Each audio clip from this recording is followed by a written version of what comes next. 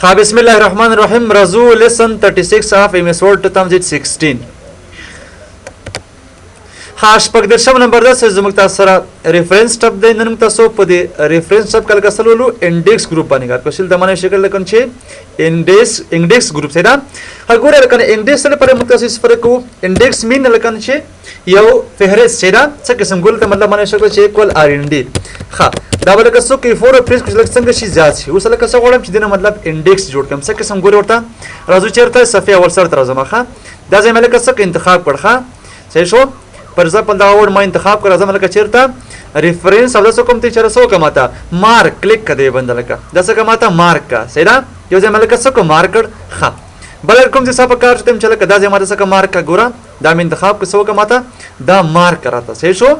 ها بل لکه څه کار ګورا تم چر لکه څه کماته دا دا زم څه مارک کا کلیک کړئ بندوس ګورا مارکو ملکا.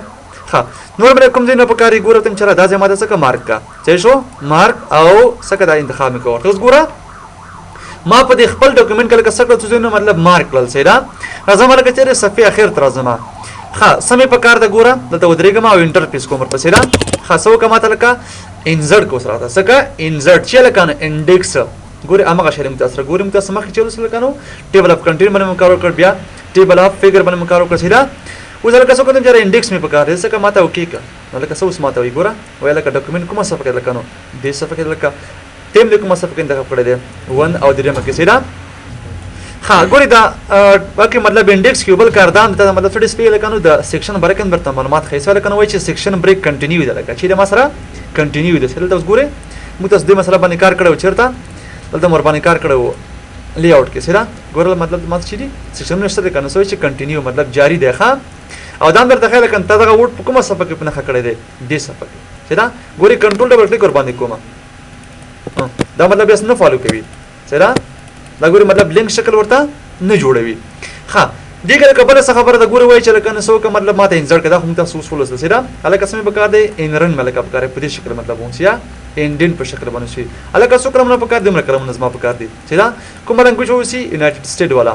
ها لیفټ رائټ دا مطلب څه په کار دی یس کله کوي اوس ګوره مطلب دا په دې شکل باندې راځي. ها اوس ګوره دا شکل باندې راځي. ها ډاکومېنټ په ولا څه فکر دی څه ورپسې مخ راځي.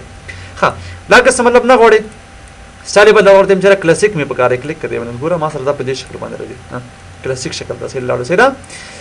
ها دا مطلب ما سره نور څه اپشن دی ګوره ته چې مارک کول غوړي سره دا لکه څه کوم کینسل کوم پیرن بیا لکه نور څه مطلب اټو مارک باندې کلیک وکړم مطلب څه غوړي اتوماتیکلی خپل څه کې درته مارک نو څه یو فایل را اوپن کا دا مې لکه څه کلوز کا پیرن. ها ها دې کله کما سره بل یو هغه د کمانډ دې چې لکه نو وای اپډیټ انډیکس ګوره ورته دا ما سره مطلب ټیبل اف کنټینټ تیار راغلی دی انډیکس ما سره راغلی. ها زه کله تاسو کوم یو د بل مارکو ما دا انتخاب کو مارک کله او دا مې لکه څه انتخاب کو ورته اوس ګوره دا انتخابو ما دا څنګه شو ما سره فالو شو کلیک کړم لکه اوس څنګه شو ما سره ډایرکټ اپډیټ کړل شي کچیر ته مطلب یو نو انډیکس ولا غو ناغه څه کول شي د دې اپډیټ انډیکس په تر باندې څه کول شي هغه اضافه کول شي دا پر ایگزامپل انتخاب کړي سو کومه مطلب دا مارک دغه نه مطلب د مارک می کوړه او سره زما لکه چیرې تر زما ښه دا مې انتخاب که سو کومه ته اپډیټ ک کلیک کا اوس څنګه شو ما سره ډایرکټ پکې دغه راغی سي دا مطلب لکه تاسو مطلب غواړئ څه کې په خپل ډاکومېنټ کې کوم ځای په نخښه کې یا کوم لغتونه وي هغه څه کول شي د دې انډیکس یا مارک انټری په تر باندې څه کوه مطلب